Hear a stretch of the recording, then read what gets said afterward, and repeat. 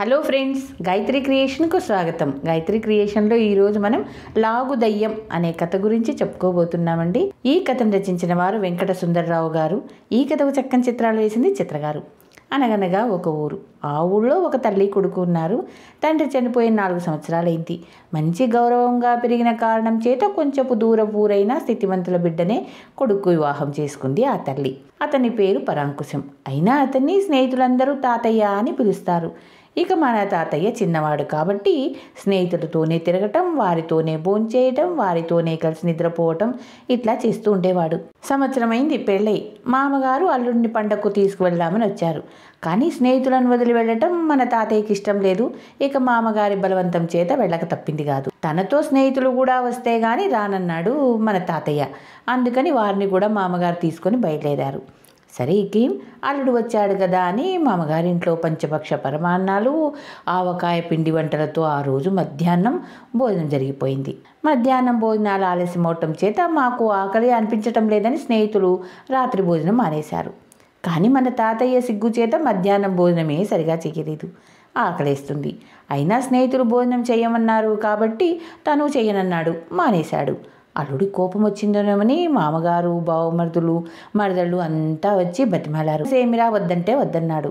స్నేహితుల చేత చెప్పించారు, అప్పటికీ వద్దన్నాడు. అల్లుడి కోపం వచ్చిందని కారణం తెలియక ఇంటిల్లిపాది దిగులు పడ్డారు. అసలు గొడవ వాళ్ళకేం తెలుసు పాపం.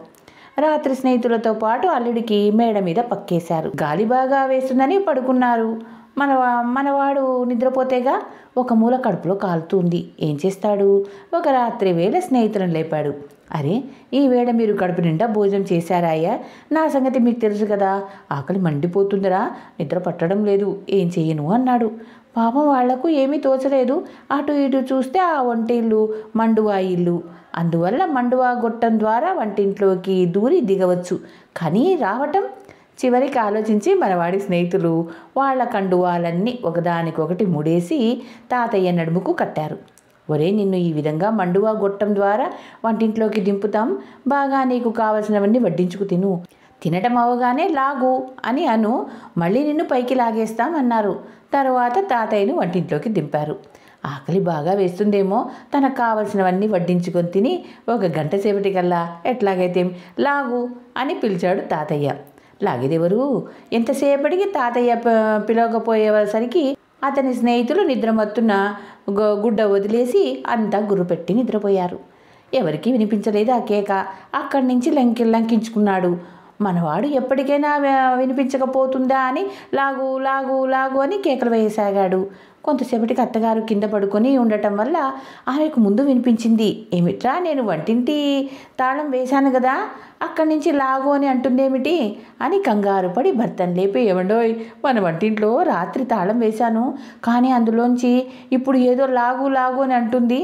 నాకు చాలా భయం వేస్తుంది, ఏదో దయ్యంలాగా ఉంది అని బిక్కమొహం వేసింది. ఇకనే ఇంట ఆయన భూత వైద్యుడి కోసం పరిగెత్తాడు. పక్కన సందులోనే ఆ ఇల్లు. కంగారు పడుతూ వచ్చిన సుబ్బయ్య గారిని చూసి, ఏమిటండి ఇంత రాత్రి వేళ ఇట్లా హడావుడిగా వచ్చారేం అన్నాడు భూత వైద్యుడు. ఇంకేముందండి, మా వంటింట్లో లాగు దయ్యం దూరింది, మాకు భయం వేస్తుంది, పిల్లలు గలవాడిని రక్షించాలి అన్నాడు మన తాతయ్య మామగారు. 1 నిమిషంలో దాన్ని చావుగొట్టి పారదోలుతాను అని మీసాలు దువ్వి బయలుదేరాడు. కావలసిన సామాగ్రి అంతా వెంట పెట్టుకుని భూత వైద్యుడు. ఇంటిల్లిపాది లేచి కంగారు పడుతున్నారు, ఏం జరుగుతుందో అని. వంటింటి గుమ్మం దగ్గర ఏవో ముగ్గులు వేసి నిమ్మకాయలు కొరుకుతూ హోం హీం అంటూ భలే ఆర్భాటంగా మంత్రాలు చదివేస్తూ దయ్యాల పేరే కొంతసేపటికి అన్నాడు కదా, నేను తలుపు తీసుకుని లోపలికి వెళ్ళి ఆ దయ్యాన్ని బయటకు తోలుతాను. అది తెల్ల తెల్లగా ఉంటుంది. మీరందరూ ఫేము బెత్తాలతో దాన్ని బాగా చావబదండి. అది మళ్ళా మీ ఇంటి జోలికి రాదు. కానీ ఒక విషయం, అది చాలా దొంగెత్తులేస్తుంది. అది నేను కాదు అంటుంది. నేను లేదు, నువ్వు లేదు అంటూ బాధి, లేకపోతే అందరి మీద విరుచుకు పడుతుంది. తర్వాత ఏమనుకున్నా లాభం లేదు అని చెప్పి తలుపులు తీసుకుని లోపలికి వెళ్ళాడు. అంతా బెత్తాలతో సిద్ధంగా ఉన్నారు. ఈ మాటలన్నీ లోపల నుంచి వింటున్న తాతయ్య 2 పెరుగు గడవలు, 2 పాల కుండలు చేత పుచ్చుకొని జాగ్రత్త పడ్డాడు. పేరయ్య గారు లోపలికి పోవటంతోనే ఆ కుండలు ఆయన నెత్తి మీద పడేశాడు. చచ్చండ్రా బాబోయ్ అంటూ బయటకు దూకేశాడు దయ్యాల పేరయ్య. కానీ పాలు పెరుగు ఒంటిండా పడడం వల్ల తెల్ల తెల్లగా కనిపించాడు. ఇకనే బాధటం మొదలుపెట్టారు బెత్తాలతో బయట ఉన్నవాళ్ళు. చీకట్లో బాగా కనిపించడంలా. బాబోయ్ నేను కాదు, నేను వైద్యుణ్ణి, పేరయ్యను అని అరిచాడు. మరి లాభం లేకపోయింది. ఒళ్ళు పగిలేటట్లు కొడుతున్నారు వాళ్ళు. ఇక ఇది పని కాదని పరిగెత్తుకుపోయాడు. దయ్యం పీడ వదలడంతో సంతోషంతో వైద్యుని మాటే మర్చిపోయి అందరూ హాయిగా పడుకున్నారు. తాతయ్య కూడా ఈ హడావుడిలో మేడ మీదకు పోయి పక్క మీద గప్చిప్పుగా పడుకున్నాడు.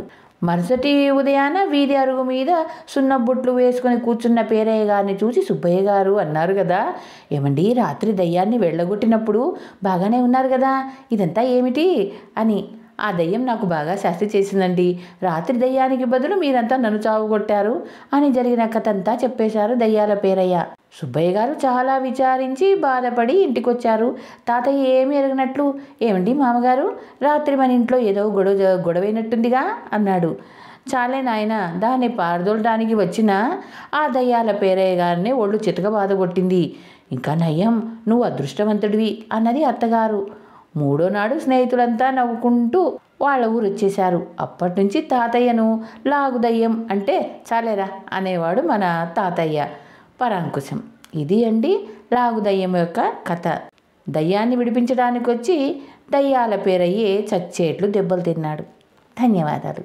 చివరిగా మీకో మాట, నా ఛానల్లోని కథలు మరియు వంటలు మీకు నచ్చినట్టయితే ఓ లైక్ చేయండి.